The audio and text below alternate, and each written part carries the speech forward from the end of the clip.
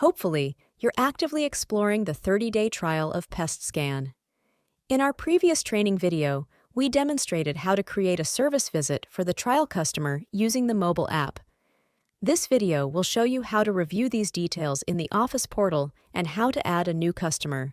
First, access your Office portal via the website link shared in our initial email. Log in with username and password. Once logged in, you're in the main menu of the Office portal. Here, you'll see the most commonly used modules. Use the left side menu to navigate to other modules. Click on the customer's icon. Here, you can create a new customer who will immediately be searchable in the mobile app. For now, let's navigate to the trial customer to view and manage their details.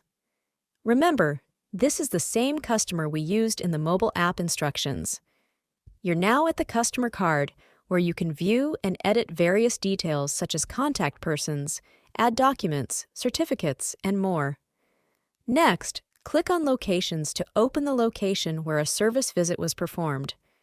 You may now edit address details, add contact persons, modify checkpoints, view and edit recommendations, add documents, and change floor plans. Let's move to work orders.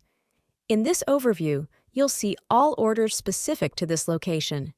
Now, open the relevant work order.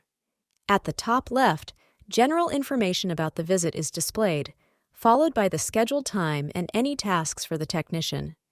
Scroll down to the completed tasks section.